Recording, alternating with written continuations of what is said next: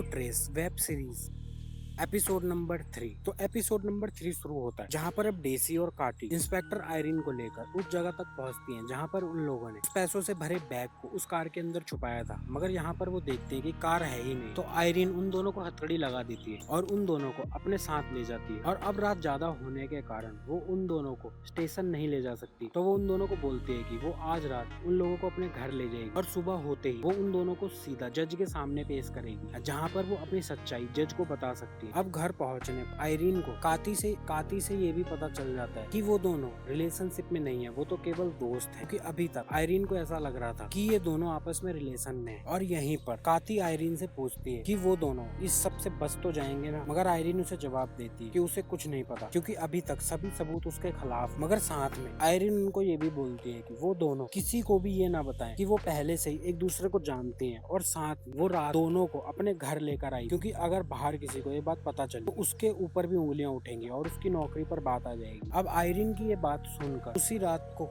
काती अपना bag pack कर वहाँ से भागने की कोशिश करती है। लेकिन डेसी के रोकने पर काती उसे बताती है कि उसे लगता है कि वो दोनों को फंसने वाले हैं और अगर वो जेल चली गई तो उसकी छोटी बेटी का क्या होगा, क्योंकि उसका हस्बैंड बिल्कुल भी भरोसे के लायक नहीं है और उसकी मॉम एकदम बूढ़ी हो गई है, तो वो जेल नहीं जा सकती। और साथ में अब आयरीन भी उनकी ज्यादा मदद नहीं कर पाएगी और उसकी ये बातें सुनकर किसी भी मान जाती है। मगर अब प्रॉब्लम ये होती है कि काती को अपने शहर तक जाने के लिए पैसों की जरूरत है और उन लोगों के पास इस समय पैसे नहीं है। तो डेसी उसे बताती है कि उन लोगों को अपनी उस कार को ढूंढना चाहिए जिसके अंदर उन्होंने बैग रखा था और उसे लगता है कि उनकी उस कार को गलत पार्किंग के कारण टो करके ले जाया गया और अगर वो उस कार से वो बैग ले ले तो वो उसमें से कुछ पैसा लेकर अपने शहर तक जा सकते, जिसके लिए काती भी मान जाती है। और वो दोनों प्लान करते हैं कि वो अभी उस कार तक जाएंगे और आयरीन के जगने से पहले उस बैग को लेकर आ जाएंगे, जिसके बाद काती कुछ पैसा लेकर यहाँ से चली जाएगी। तो वो दोनों इसके लिए आयरीन का पुलिस बैच लेकर सीधा उस जगह तक पहुंच जाती है जहाँ पर सभी कारों को टो कर लाया जाता है। और यहाँ पर वो लोग हेल्प डेस्क पर बैठे हुए आदमी को झूठ बोल देते हैं कि वो पुलिस है और साथ में वो आयरीन से चोरी किया हुआ बैच भी उसे दिखाकर ये पक्का करा देते हैं कि वो पुलिस है। जिसके बाद उन लोगों को वो कार भी मिल जाती है जिस कार के अंदर उनका बैग होता है। मगर उसी टाइम वहाँ वो रशियन भी आ जाते हैं उस कार को ढूंढते हुए, लेकिन वो दोनों उनसे पहले ही उस कार को और बैग को लेकर वहाँ से निकल जाती है। अब यहाँ दूसरी तरफ जब आयरीन उठती है तो वो देखती है कि वो दोनों यहाँ से गायब है, मतलब भाग गई है और साथ में वो उसका बैच भी लेकर भाग गई है। मगर आयरीन ये बात किसी को भी नहीं बता सकती है क्योंकि अगर वो बताएगी तो वो खुद भी फंसेगी। और साथ में पुलिस स्टेशन के अंदर आयरीन को ये भी पता चलता है कि एक कार को दो लड़कियों ने जबरदस्ती चोरी कर भागी है और उस समय उनके पास एक पुलिस का बैच भी था। तो वो ये बात सुनकर समझ जाती है कि ये दोनों लड़के और कोई नहीं, वही दोनों है और वो बैच उसी का है।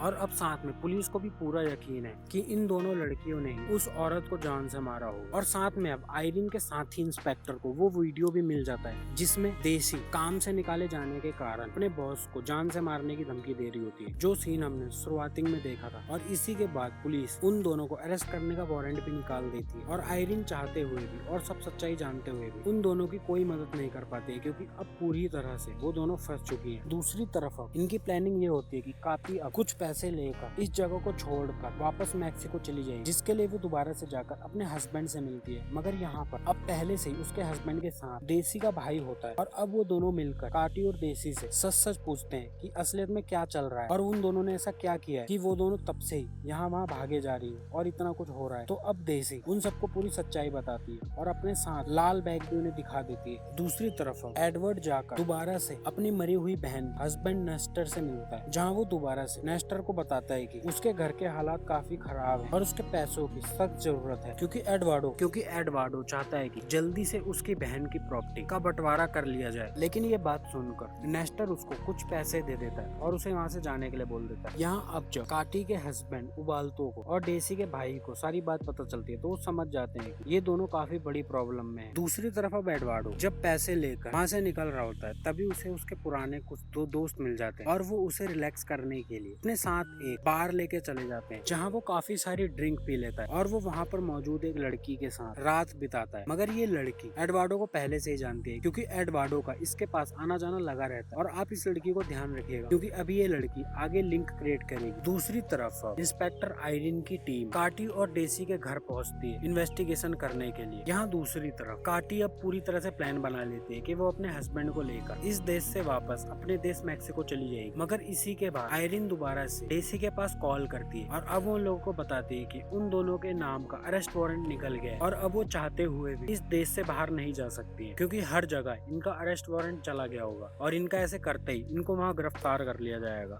मगर उसकी बात सुनते ही काटी दोबारा से आयरीन का फोन काट देती है क्योंकि उसे शक होता है कि कहीं आयरीन उनसे बात कर उनका कॉल ट्रेस ना कर रही हो और वो खुद ही उन्हें अरेस्ट ना करवा दे। मतलब डेसी को, मतलब काटी को आयरीन पर बिल्कुल भी भरोसा नहीं है। इसके बाद ये दोनों दोबारा से वहाँ से निकलकर अपनी लोकेशन चेंज कर लेती है। मगर इसी के बाद आयरीन दोबारा से डेसी के भाई से जाकर मिलती है और वो उसे समझाती है कि अगर उन दोनों ने उसकी हेल्प नहीं ली उन दोनों को कोई नहीं बचा सकता है और अगर वो उन दोनों को सेफ रखना चाहता है तो वो जल्दी से उसको उन दोनों की लोकेशन बता दे कि वो दोनों इस समय कहाँ है। तो डेसी का भाई उन दोनों की हेल्प करने के लिए आयरीन को उनकी लोकेशन के बारे में बता देता है। जिसके बाद आयरीन सीधा अपनी कार लेकर उस बस तक पहुंच जाती है जिसके अंदर इस समय डेसी और काटी होती है। तो वो उस बस को रुकवा कर उन दोनों को अपनी कार में बैठा लेती है। अब आयरीन उन दोनों को समझाती है कि इन्वेस्टिगेशन से उसे भी शक कि शायद उस औरत को मारने वाला और कोई नहीं उसका हस्बैंड नेस्टर ही है और उन दोनों को फंसाने के लिए उसने ही ये सारी प्लानिंग करी होगी। दूसरी तरफ अब नेस्टर जाकर उन सभी रशियन गुंडों से मिलता है। इसका मतलब ये रशियन